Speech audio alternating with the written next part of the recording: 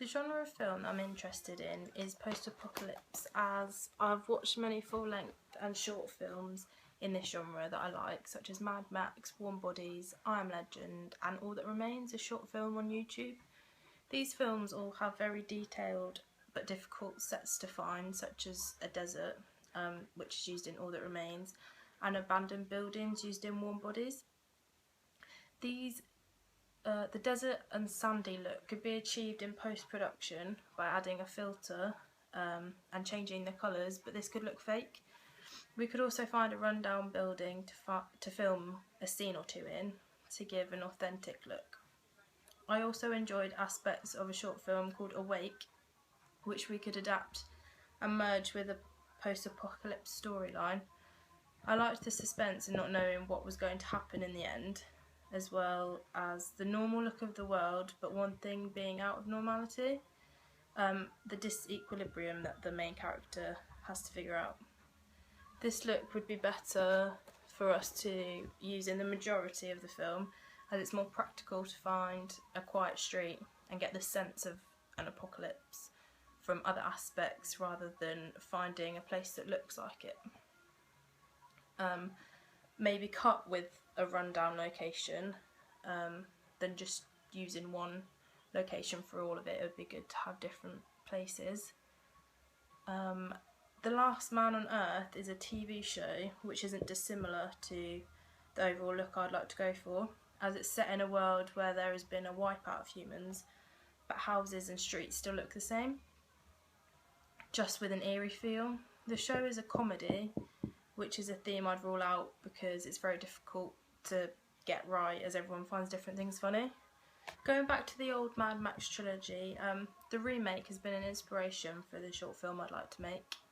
The director of photography for the 2015 version of Mad Max Fury Road is Australian John Seale, who is known for his work on Harry Potter, the Sorcerer's Stone and The Tourist. Seale also was awarded a Member of Order of Australia in 2002 for his service to the arts. Seale follows the same framing throughout Mad Max by focusing everything in the centre. Whatever the action is on the screen, it's always slap bang in the middle, so there's no need for our eyes to search for the point of interest. He does this because editing is so fast, therefore there's less than 2 seconds to see the clip before it cuts away to another angle. This is effective as it helps to keep up with what's going on, and I think I could use this for the faster bits of my film to create a fast pace and action filled scene. I also liked Seale's use of establishing wide angle shots, as it's a quick way of showing the audience where the film is set, which would be useful in a short film as there's little time to describe the scene, as it has to jump right into the story, which he used in The Tourist as well as Mad Max. In The Tourist, Seale also used a lot of shot reverse shot, as there's a large amount of dialogue between two characters, but unless a conversation is essential, I don't think a short film needs one, as a voiceover can narrate the story instead, which I think will be better for our short film, as less dialogue will create a lonelier, isolated feel that would fit a post-apocalyptic world. Mad Max uses very little dialogue for a feature film, as it's more interesting for visual effects and a clean-cut composition, so everything's thought through. Mad Max also has a full soundtrack separately out on CD, which we will not be able to do, but 1 or 2 scores will be effective for our short film. The same one all the way through would be effective to keep the pace throughout. One short film that uses the type of sound I would like to recreate is Cosmic Divide by Bertie Gilbert, found on YouTube, which is a great way to get films out there. Cosmic Divide has a voiceover that is slightly distorted, as if the script is being read through a phone. We could at some point put an echo on the voiceover to give an eerie sense that there's no one around.